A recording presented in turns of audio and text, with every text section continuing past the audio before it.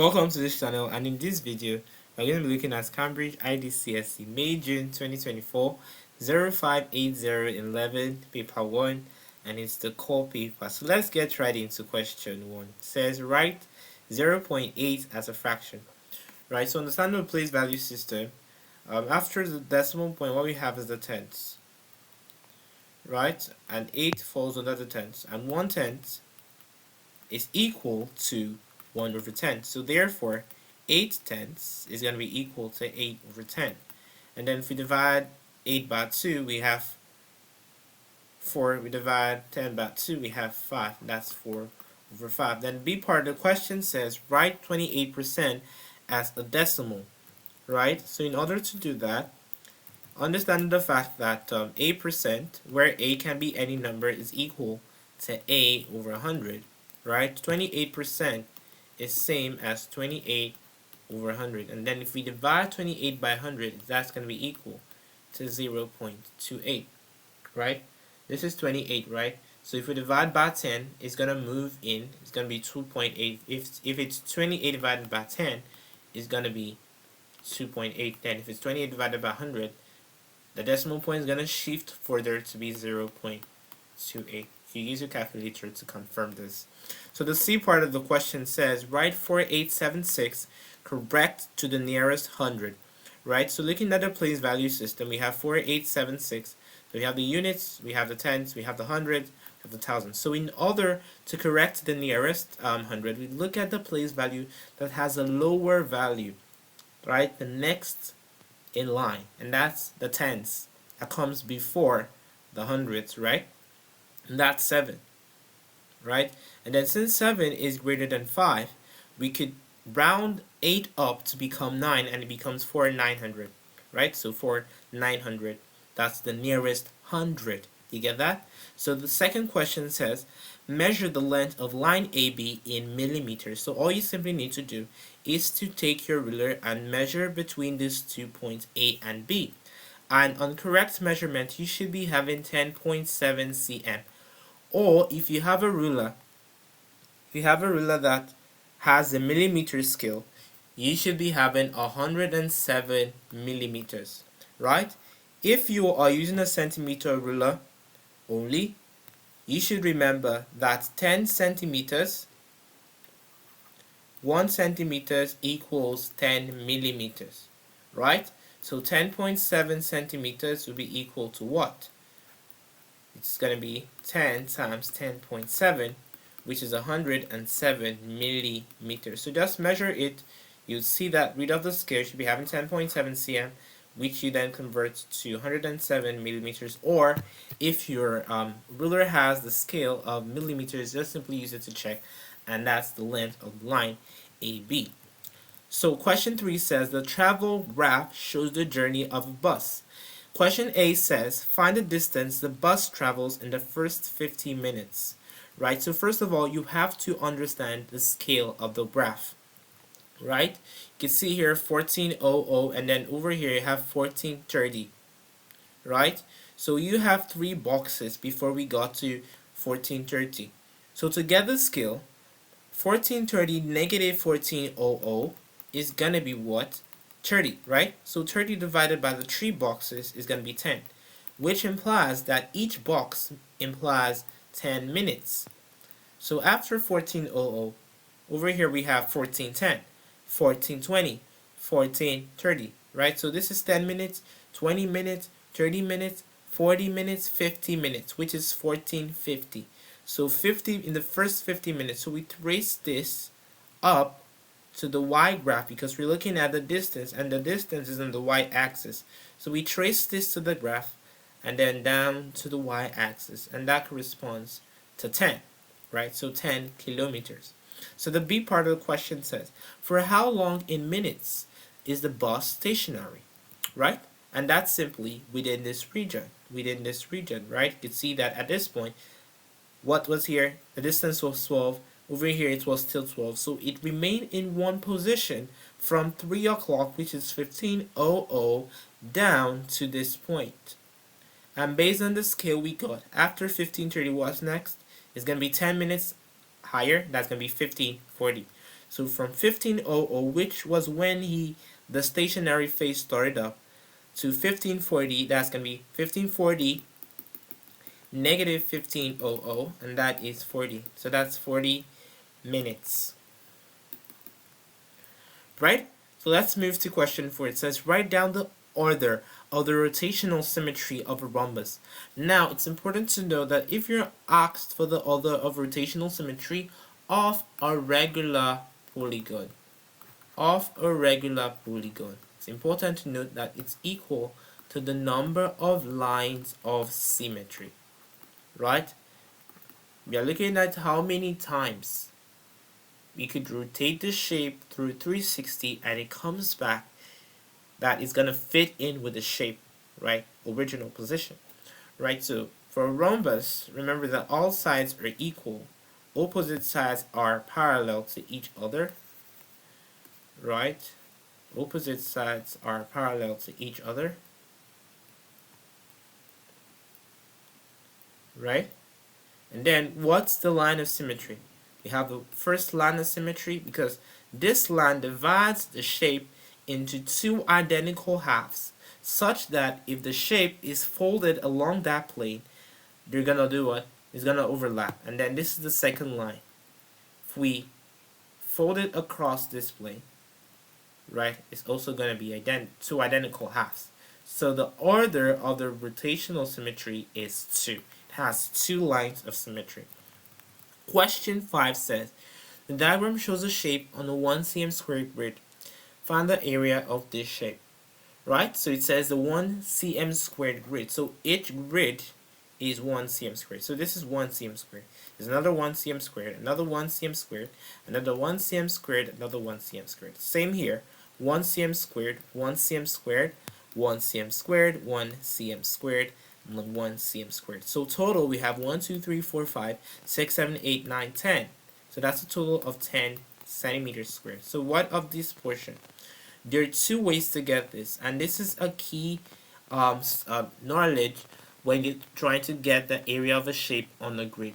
So you simply count the number of incomplete squares, and how many are they? 1, 2, 3, 4, and then divide that number by 2. You have 4 incomplete squares. Divide by 2 is going to be what? 2 centimeters square. And then add it to this is going to be 12 centimeters square.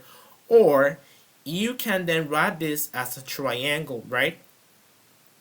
So you draw a line from the center down. So this is 1 cm squared, this is 1 cm. So total we have 2 cm. This is from here to here 1 cm, from here to here 1. And then from here to here is going to be 1 cm. And then the area of a right angle triangle is half base times half. So that's half times 2 times 1, and that is 1. And then plus half times 2 times 1, which is the other half, the other right angle triangle over here. And that's going to be 1. So 1 plus 1 is going to be 2 centimeters square. So that's going to be 12 centimeters square. Question 6 says, work out 28 negative 16 divided by 2. Right? So 16 divided by 2, because you have to follow the BODMAS rule, right? Which says that the division comes before what? Subtraction. Subtraction is at the last, right? Division comes before that. So 16 divided by 2 is 8, right? That's 28 negative 8, and that is 20. So B says, find the reciprocal of 4 over 5. If you've watched my previous videos where I explained the meaning of reciprocal, you see that it's simply 1 divided by, right? 1 divided by the number. And when you're dividing, what happens? You change the division sign, right, to a multiplication sign, and then you then swap the positions of each, the numerator and the denominator. So it then becomes 5 over 4. So that is 5 over 4. And then with 5 over 4, we could say 5 divided by 4 is going to be 1 whole, and then 1 remainder left, because 4 times 1 is 4, and then plus 1 makes it 5 divided by 4. So that's 1 whole 1 over 4. Or you could say 1.25, because 1 over 4 is same as 0.25, right? Question 7 says the temperature on Monday is negative 27 degrees Celsius, right? The temperature on Tuesday is 15 degrees Celsius higher than on Monday. So It says work out the temperature on Tuesday. It's simply going to be negative 27 plus 15, right? So negative 27 plus 15 is simply negative 12 degrees Celsius, right? Let me know how I got that. Negative 27 plus 15 is same as 15 negative 27, right? So if you have 15 and then 27 is borrowed, right? Have negative 12, or you could use a number line, but it's easy. Get your calculator. 15 negative 27, or you say 27 negative 15, which is 12, and then attach a negative sign, because you can subtract 27 from 15 and have a positive result, right? Okay, question 8 says, draw all the lines of symmetry on this shape, right? Remember what I said about the line of symmetry? It divides the shape into two identical halves such that if it's folded along that line, they're gonna overlap, right? So the two lines are this. So from the center of this is the first line of symmetry, because you can see that if it's folded, it's going to overlap, right? This is going to overlap with this. And then the second line of symmetry is this. There is no other line of symmetry. So if it's folded, if this is folded, it's going to overlap with this part, right? It's going to overlap with this. You get that? So there are two lines of symmetry. Two lines of symmetry. So you draw it, you mark it, and then that's it. Question 9 says, the diagram shows two sides of a parallelogram ABCD. Find the coordinates of point D, right? So first of all, to be able to answer this question, you must understand the properties of a parallelogram. And first of all is that opposite sides are parallel. This side is parallel to this side. This side is parallel to this side, right? Then another thing, this side is equal to this side, and this side is equal to this side. Unlike the rhombus where all the sides are equal. You get that? So all you need to do to answer this question is identify the coordinates of each point. For A, what's the coordinate of A? This is negative 7. Negative 7 on the x-axis is traced to A, and then matches with the 5 on the y-axis. So that's negative 7, 5. And then over here, we have negative 1 to B, and then it matches with 1. So that's negative 1, 1. And then on C, we have 3 matching to 3. That's a point. We have 3, 3. So to get the coordinate of D, which makes it a parallelogram, what happens? You should now know that the distance between B and C should be the same as the distance between A and D. And that correlates with the coordinates of that, the points B and C. So we have negative 1 and 1, and then 3, 3. So we have negative 1, 1, and 3, 3. So what's the distance between this and this in terms of coordinates? So 3, negative 1, that's 3, negative 1 is 4. Because negative is positive, right? And then 3, negative 1 is 2.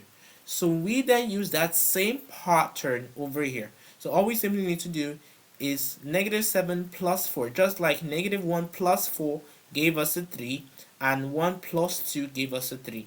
So negative 7, which corresponds to the x coordinate, plus 4, same thing we did here, we added 4, and then 5, what happens? We add 2. Over here, 2 was added to 1 to get 3. So negative 7 plus 4 is going to be what? Negative 3. So negative 3 is an x, and then 5 plus 2 is 7. So negative 3 comma 7, that's the coordinate of D. So you take your ruler and then you trace it. You can complete it yourself. And then down to C, right? And that completes the parallelogram. You were not asked to complete it. You're just asked for the coordinates of D. And that's simply negative 3, which is the x, comma 7. Right? That's simple. So question 10 says the total surface area of this cube is 369 cm squared. Work out the value of h. So it's important to note that the surface area of the cube is given by 2 into LB plus LH plus BH. right? You know that the length, we have the length, which is L, the breadth, which is B, and the height, which is H. So the length here is 15, the breadth or the width here is 6, and the height is H. And this formula did not come from the blues. It's simply from the fact that each side is a rectangle, right? And remember what the area of a rectangle is, the length times the breadth. So in this case, for this rectangle over here, what is the area? 6 times H, right? This is kind of like the length for this rectangle, and then this is the breadth. That's going to be 6H for this side. Then let's move to this side. I just want you to understand. So if here is 6, here the length of this is 6 cm, the height is H, right? So here is also 6H. Then we look at this side over here now. This side. So what's the length here? 15. And then what's the height? H. So this face is 15H. Then for this face, what do we have? Same thing, right? This is 15, this is H. So it's going to be 15H. That's for this face. And then for the base of the shape, what do we have? 15 is the length, 6 is the breadth. So that's 15 times 6, that's 90 for the base. And then for the top, same thing, here is 15, here is 6. So that's still 90 on top. You get that? So that's why we have to do 2 times the length and the breadth. You get that? 2 times the length and the breadth, because we have H and 6. We have H and 6. So we have to multiply that by 2. Then 15H, we have to multiply by 2, right? And then BH, which is the breadth times that 6H, 15H, 90. So we have to then multiply that 90 by 2. So what we then have is 2 into 15H plus 6H plus 90 equals 369. So that becomes 2 into 21H plus 90 equals 369. Then if we divide through by 2, we're going to have that 21H plus 90 will be equal to 369 divided by 2, which is going to be 184.5. Right? It's going to be 184.5. And then if we subtract 90 on both sides, we then have that 21H is equal to 94.5. And then dividing through by 21, we have that H is equal to 4.5. Right? Okay. Please note, I did not follow the order here in this formula, right? I didn't follow the order. I just used this to explain. So if it's the length and the breadth, that's 15 times 6, which is 90. I didn't follow the order of this formula. And then the length times the height, which is 15 times H, which is over here. And then the breadth times the height, which is the breadth is 6, the height is H. That is a 6H over here. But you know that addition is commutative, right? So no matter the order, you still have the same result. I just wanted you to understand it. So next question says, Geeta has a box of toys. She picks a toy at random from the box. The probability that she picks a wooden toy is 0.6. Work out the probability that she does not pick a wooden toy. That's simply calculated by 1 negative 0.6, right? And that's going to be 0.4. So it's important to note that if you have the probability of an outcome to be X, right, then the probability of that outcome not happening is equal to 1 negative X, right? So 1 negative 0.6. So the B part of the question goes on to say, the box contains 3 types of toys: wooden, plastic, or metal, sorry. And then we're asked to complete the table, right? So let's call the missing box, let's call this X, let's call this Y, let's call this Z. Are you following that? So we need to get X. And what's X? The number of wooden toys. Wooden toys. and the probability is 0.6. So what's probability? It's simply if you've watched my previous videos, we said that probability is the total number of favorable outcomes all over the total number of possible outcomes. So the favorable outcome here is the wooden. We don't know the number of wooden toys that gave us a probability of 0.6. So we have x wooden toys and then divided by the total number of possible outcomes, which is going to be x plus 14, x plus 14 plus 14, which is going to be x over x plus 28. Do you get that? So x over x plus 28 is going to be 0.6. So if you multiply through, you're going to have that x is equal to 0.6 into x plus 28. So x is going to be equal to 0.6x plus 0.6 times 28. And 0.6 times 28 is going to be 16.8. Then if we move this backward, it becomes x negative 0.6x equals 16.8. And that is going to be 0.4x equals 16.8. And then divided by 0.4. 16.8 divided by 0.4 is going to be 42. Right? So x is 42. So this is 42. Then for the other sides, which is y and z, it's very easy to get. How do you get that? Right? The same way we had 0.6. Remember, it's what?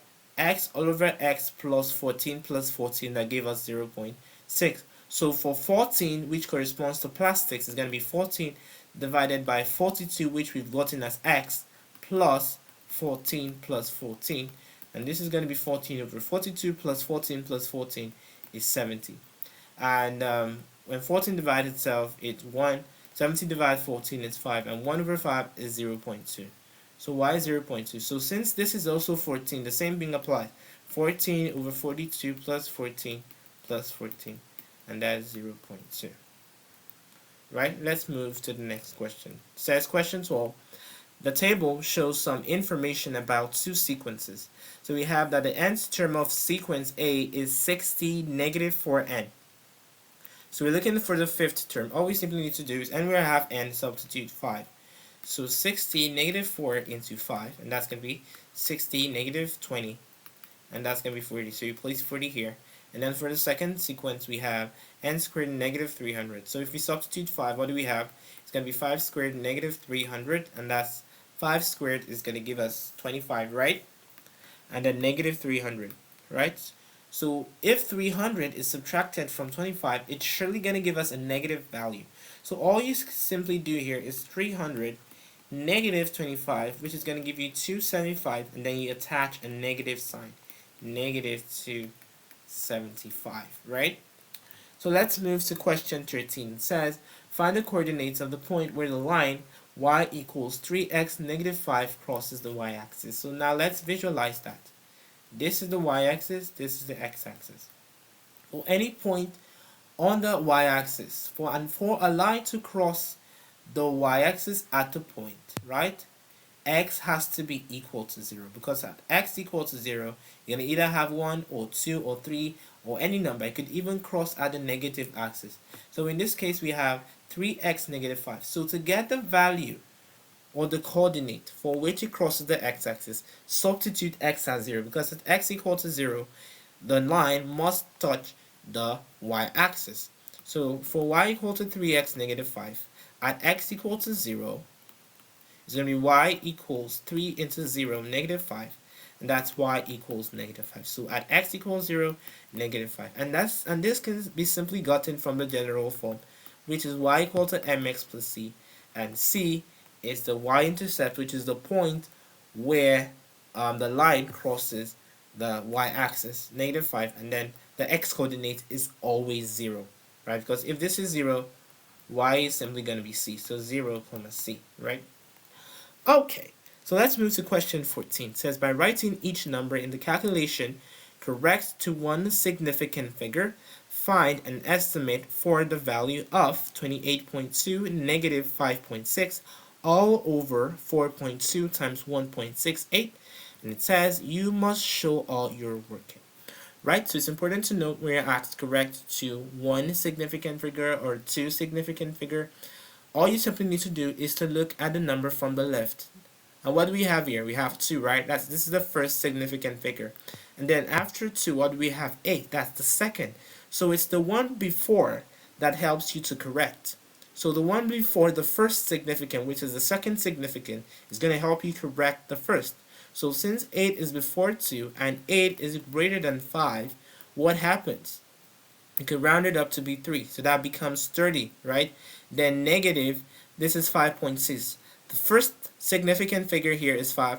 The second significant figure is 6, right? And then since 6 is greater than 5, it can round it up to become 6, right? Then divided by 4.2. This is 4.2. So the first significant figure here is what? 4, right? And then what's the second significant figure? 2. So since 2 is not up to 5, or it's not greater than 5, what do you do? Nothing happens, right? So it's left at 4. There is no approximation. It doesn't increase. It remains the same. Then for 1.68, what happens? The first significant figure is 1. The second significant figure is 6, right? So since 6 is greater than 5, right? Is greater than 5. You get that? So you're going to round it up to become 2. So times 2. So let's say it was 1.58. If it was 1.58, it could still round it up. So when the number before is up to 5 or greater than 5, it can round it up to the higher number. Right? And another important thing to hear, based on what I've been explaining, we have 1.68. Let's say we're asked to correct to 2 significant figures. So the second significant figure here is 6. So to correct the 2 significant figures, we have to look at the third significant figure, right? And that rounds it to be 1.7. But in this case, the question said to 1 significant figure. So that's why we had to look at the second to approximate the first significant figure. So 30 negative 6 is 24. And then 4 times 2 is 8. Then 24 divided by 8 is 3. And that's the value. Okay, question 15 says, factorize completely 36x squared plus 40x. And this is simple. Look for a number, a factor that could go into 36x squared and could go into x. And that's simply 4, right? There's no other number that could do that. So 4, and that's going to be 4x, because you can see that there's an x here, there's an x here. X is common to both, right? So 36x squared divided by 4x is going to be what? 9x. And 40x divided by 4x is going to be 10, right? 40x divided by 4x is going to be what? 10. You get that? And then ensure that what's inside the bracket is not factorizable again, right? That means that the only common factor they're going to have is 1, right? Because 1 can divide 9, 1 can divide 10. There's no other common factor. So that's the answer. So question 16 says, the diagram shows a rectangle with length 3x negative 12 and width x plus 7. Find an expression for the perimeter of the rectangle. Give your answer to the simplest form, in its simplest form. So it's simply when you hear the term perimeter, it's simply the distance round the shape. So this is x plus 7, this is 3x negative 12, this is the length, and this is also x plus 7. So all we simply need to do is to add all the sides together. But it's a simple formula I'm going to give you, right? So it's going to be x plus 7 plus 3x negative 12 plus x plus 7 plus 3x negative 12. So if we add all the x's, we have x plus 3x, that's 4x, plus 5x, plus x, that's 5x, and then plus 3x, that's 8x, right? And then 7 negative 12 is negative 5, right? And then negative 5 plus 7 is going to be what? This is 1, 2, 3, 4. Please, let's be careful here. So this is 7 negative 12, which is negative 5. And then negative 5 plus 7, which is 2, right? Negative 5 plus 7 is same as 7 negative 5, right? Which is 2. And then 2 negative 12. What are you going to do? 12 minus 2 is 10. Then attach a negative sign. That's negative 10. So this is it. But you can see that 2 is common here. So you could factor out 2, and that's going to be 2 into, because 2 could go here, 2 could go here. So 8x divided by 2 is going to be 4x. And negative 10 divided by 2 is going to be negative 5. You get that? Or, this is the formula I wanted to give you. It's going to be what? 2 into the length plus the breadth or the width. And in this case, the length is 3x negative 12. So that's 2 into 3x negative 12 plus the breadth, which is x plus 7. And that's 2 into 3x plus x is 4x. And negative 12 plus 7 is negative 5. Right? Can you see that? It's still the same thing. Because if we're to get the perimeter of a rectangle, it's going to be length plus breadth plus length plus breadth. And then we have 2 L's and we have 2 breadths. So if you then factor out the 2, it's going to be 2 into the length plus the breadth. Do you get that? Or the width. Right? I hope you're enjoying the video. Please do well to like this video, right? Like this video if you're not subscribed to this channel. Do well to subscribe, turn on the notification button so that you will be notified when a new video comes explaining this concept, helping you understand, helping you ace your exams as we move on. So let's move to question 17. So as the diagram shows, a circle center O, P lies on the circle. Write down the mathematical name of the line OP. Right? And this is called the radius. The radius is simply the distance between the center of the circle and any point on the circumference. You know what the circumference is? This. The outline of the circle, the distance around the circle. So even from here to here, any point on the circumference, from here to here, it's a radius. From here to here, it's a radius. From here to here is a radius. Right? So it's a radius. Then, B says, draw a tangent to the circle at P. And what's a tangent? Tangent is simply a line that crosses a curve at one point. And in this case, the point is what? P. So all you simply need to do is to get your ruler and do what? Draw a line. Just get your ruler and make sure it's on that point. And then simply, using your pencil, draw a line. It's gonna pass through exactly that point. That's ensuring that your ruler was placed at that point. Then you draw a line. That's what is called the tangent. Right? And that's it. Okay, question 18 says, find the greatest odd number that's a factor of 140 and a factor of 210. So all you simply need to do is to write down the factorization for 140, write down the factorization for 210. If 2 goes here, you have 70. 2 goes here, you have 35. 5 could go here, we have 7. 7 goes here, we have 1. Then 2 could go here, we have 105. 3 could go here, we have 35. 5 could go here, we have 7. 7 could go here. So we could say that 140 is equal to 2 times 2 times 5 times 7. And then 210 is equal to 2 times 3 times 5 times 7. Remember what the question says, the greatest odd number, right? So 5 and 5 is common, 7 and 7, but we cannot circle the 2, right? Because 2 is what? An even number.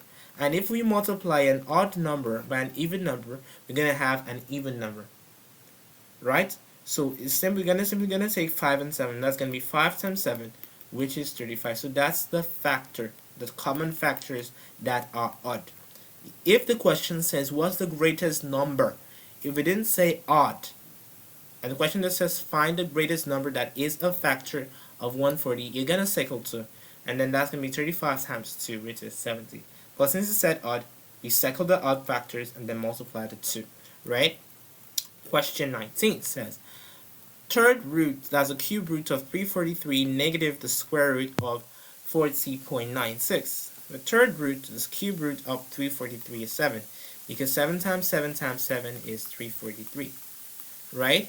And then for 40.96 is 6.4. You use a calculator, or knowing that the square root of 4096 is 64. That implies that the square root of 40.96 is going to be 6.4, right? So if we subtract this, it's going to be 0.6. Okay, B part says 192 plus 4 times 16 to the power of 1.25. So using the BODMAS order of operations, you can see here that multiplication comes before addition. So we multiply the 2, and then that's going to be 192 plus 4 times 16 is 64, right? Then to the power of 1.25. So 192 plus 64 is going to be what? 256, right? To the 1.25, right? To the 1.25.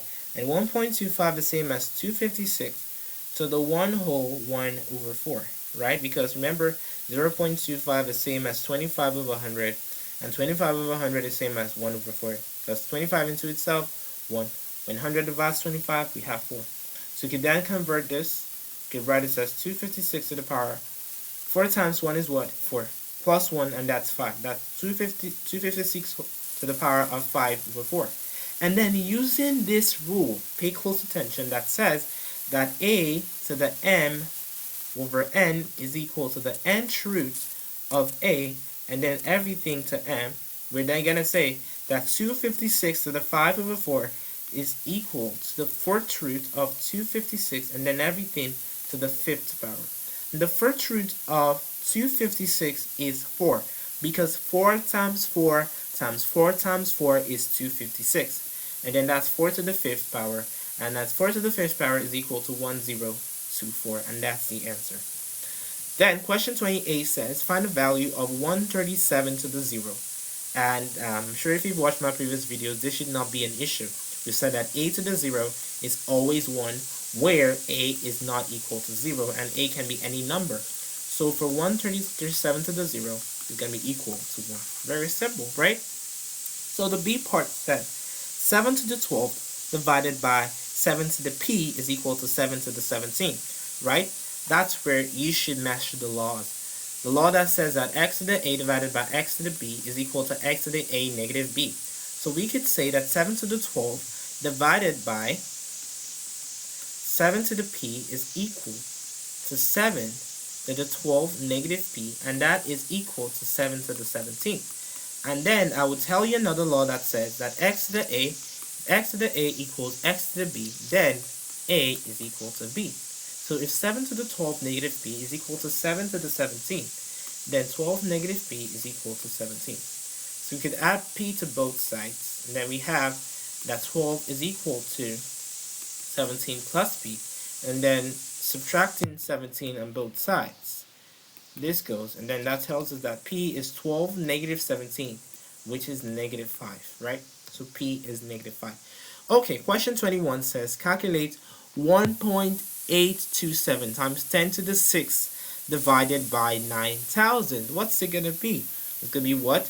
1.827 times 10 to the 6th divided by 9,000. So what's that going to be? 1.827 times 10 to the 9 divided by 9 times 1,000. And what's 1,000?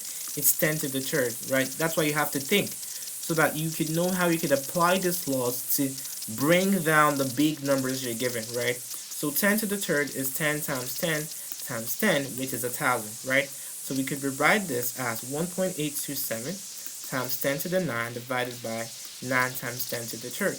Now using the division law, we could say that 10 to the 9 divided by 10 to the 3rd is equal to 10 to the 9 negative 3, which is 10 to the 6th, right?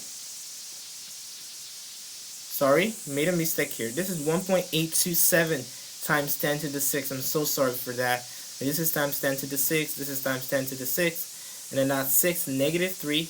And that's going to be 3. So sorry for that. See why? You have to be very careful with our operations here.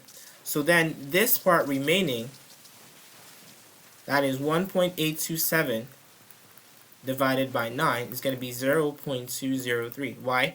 Because when 9 divides 1.82, we're going to have 0.2. 0.2 times 9 is, we're going to have 0.20. Then 0.20 times 9 is going to be 1.80. So remaining 2 over, then 27 divided by 9 is 3. So times 10 to the 3rd. But this is wrong. This is not the final answer. Because for a number to be in standard form, what happens? A has to be greater than or equal to 1 and less than 10, and then times 10 to the n. Right? So we have to bring this down again. It becomes 2.03 times 10 to the negative 1. right? Because remember, 2 is in the tens place, right? So we have the right to say times 10 to the negative 1. If it was maybe 0.0203, what happens? 2 is now in the hundredths place. It now becomes 2 times 10 to the 2.03 times 10 to the negative 2. So this times 10 to the third. And then using the multiplication rule that says that a to the x times a to the y is equal to a to the x plus y, we could therefore say that's equal to 2.03 times 10 to the negative 1 plus 3, which is 2.03 times 10 to the 10 squared, right? Okay, question 22 says, solve the simultaneous equations. You must show all your working. So we have 6x plus 2y equals 29. We have 3x negative 4y equals 17. So all you simply need to do, you can use an elimination here. Call this equation 1, call this equation 2. And the goal here is let's eliminate one of either x or y. And then we see how we could then get one value and substitute back into any of the equations and get a value of x or y, right? So if we multiply the second equation by 2, we're going to get 6x. We multiply this by 2. We're going to have 6x. Then times 2, we have negative 8y. Then times 2, we have 34. So if we subtract 1 at 2, let's call this equation 3. So if we subtract 3 from 1, so we have 6x negative 6x, and that's 0. And then 2y negative 8y. You must be very careful here. 2y negative 8y is equal to 29 negative 34. So 2y plus 8, negative is positive, so 2y plus 8y is equal to negative 5. So that means 10y is equal to negative 5. And then dividing through by 10,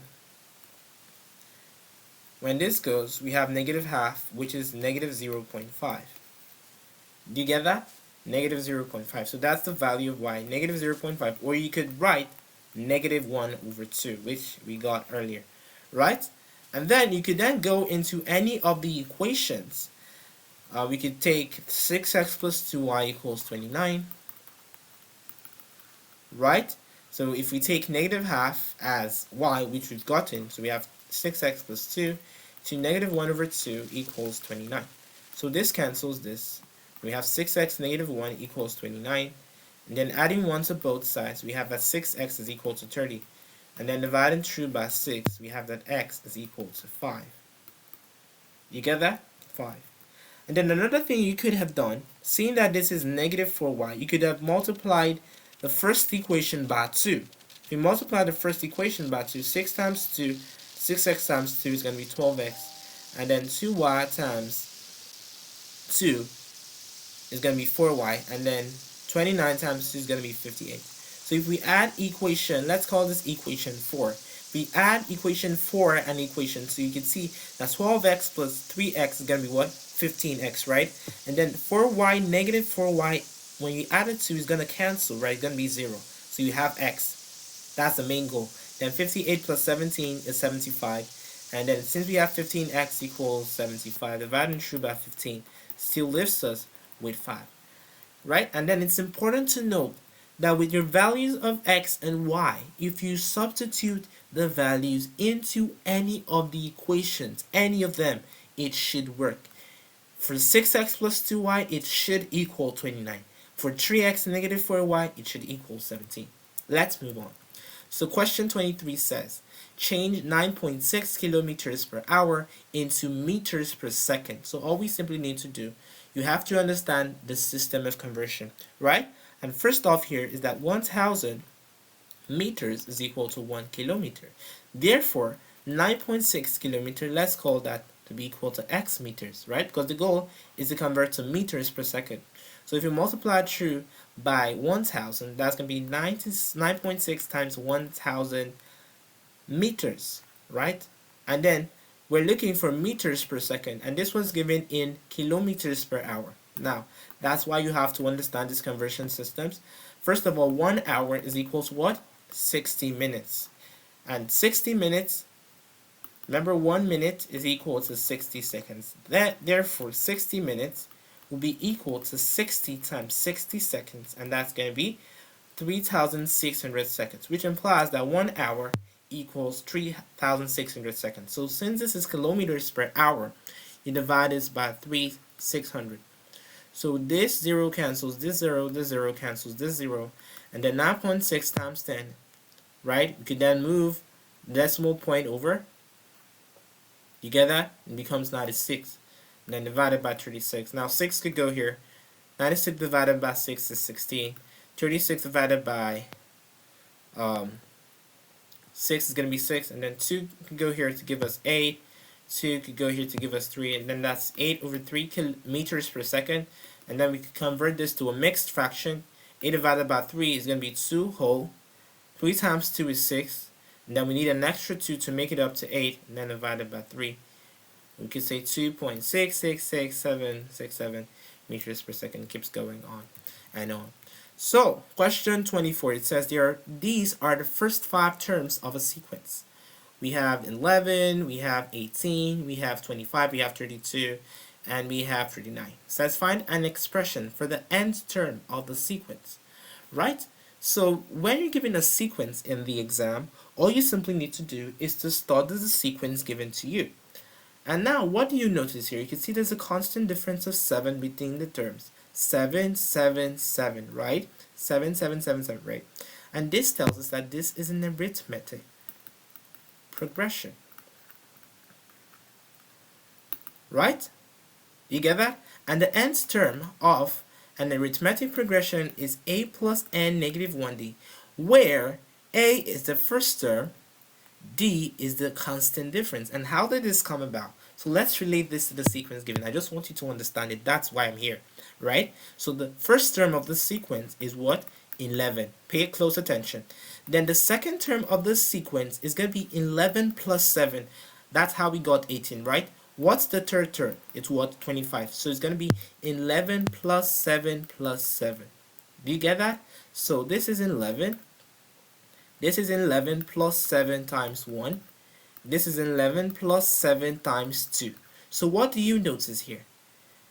The nth term is simply a, which is 11, plus n negative 1 multiplied by d, which is 7. So in this case, at t1, it was actually plus 7 into 0. We could put it that way, right? Because 1 negative 1 is going to be 0, and then that doesn't hold. And then in this case, it's t2, and then we're multiplying 7 by 2 minus 1. That's n minus 1. And then for t3, we're doing 11 plus 7 plus 7, which is 11 plus 7 times n minus 1. In this case, n is 3, and that's 2. You get that? So that's it. So 7 times n, that's 7n. Then 7 times negative 7, that's negative 7. And then 11 negative 7 is plus 4. So that's 7n plus 4. So that's all you simply need to do. Understanding that this is an arithmetic progression. What do you use? Cn equals a plus n negative 1 d. Thank you. Right? We get it. So let's move to the last question. It says the diagram shows a shape made from triangle JKL and a semicircle with diameter JL. JKL is an isosceles right angle triangle with JK equals JL equals 12.8 cm.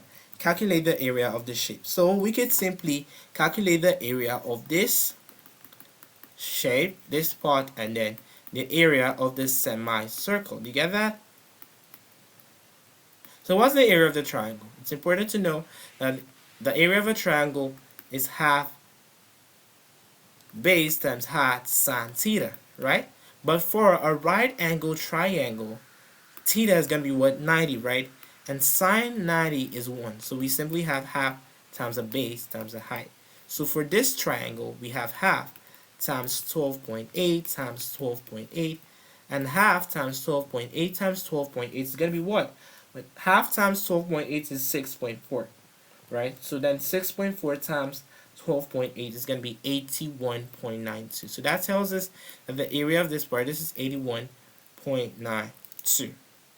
That's for the first segment, 12.8 times 12.8, and that is 81.92 cm squared. Then what's left? It's the semicircle. What's the area of a semicircle? It's simply half of the area of a circle. And what's the area of a circle? Pi r squared, right? So that's half times pi times the radius.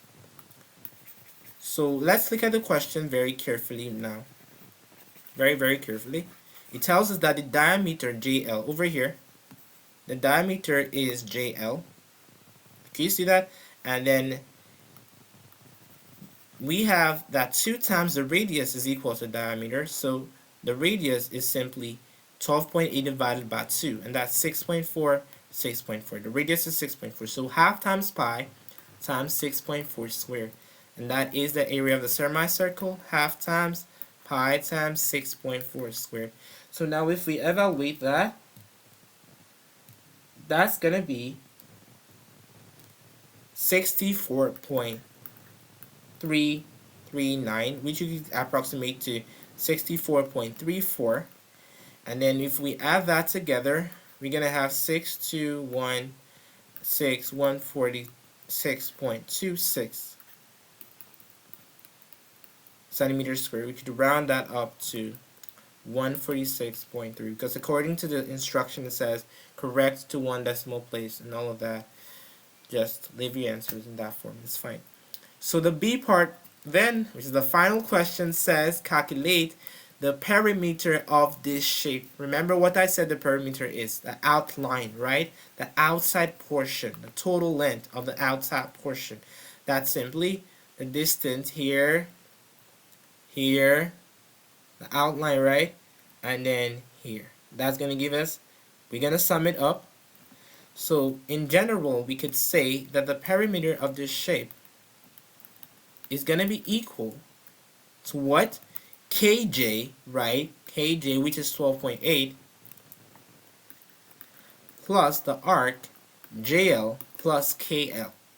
And that's going to give us the perimeter KL, right? So what is Kj? It's 12.8. What is the arc JL?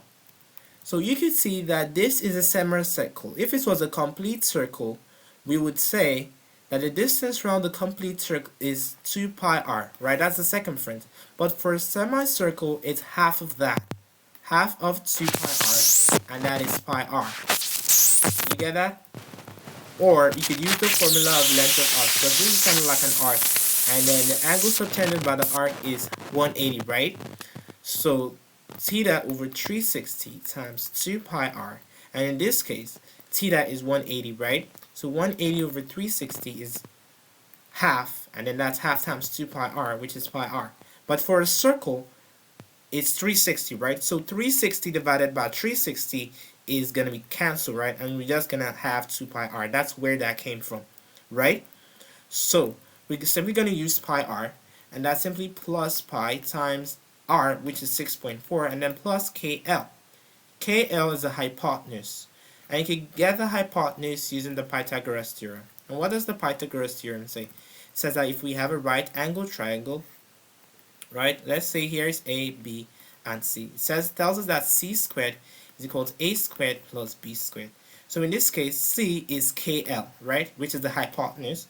So KL squared is equal to the let's call that, in this case it's 12.8, both of them 12.8, right? So it's equal to 12.8 squared plus 12.8 squared. So KL all squared is equal to 12.8 all squared, and 12.8 all squared is 163.84, and then plus another 163.84. We get that? And then if we add the two together, we're gonna have 327.68. So this is going to be 12.8 plus pi times 6.4 plus KL. And what's KL? KL will be equal to the square root of 327.68, right? Because KL squared is this. Then to get KL, we get the square root of both sides. So the square root of 327.68 is going to be 18.102. So we could therefore say that the perimeter is going to be 12.8 plus pi times 6.4 plus 18.102. So we add it together. So we have 12.8 plus pi times 6.4, and then plus 18.102, and that's equal to 51.00819. Keeps going. So we could just leave our answer as 51.00 cm. That's fine. So that is the perimeter of the shape, and we're done with the paper. Thank you so much for watching this video. Thank you for engaging, watching to this point, and please, I encourage you once again, I see and I hope you really got big value big time from this video, and I hope you do well to subscribe to this channel, like this video, comment, ask your questions on the questions that we solved, any doubts that you have about the solutions to any questions. And please also note that I offer private and group classes for IGCSE Maths. If you're interested, please do well to check the description section of this video for my contact so that you could book a private session. Thanks once again and have a nice day. Thank you.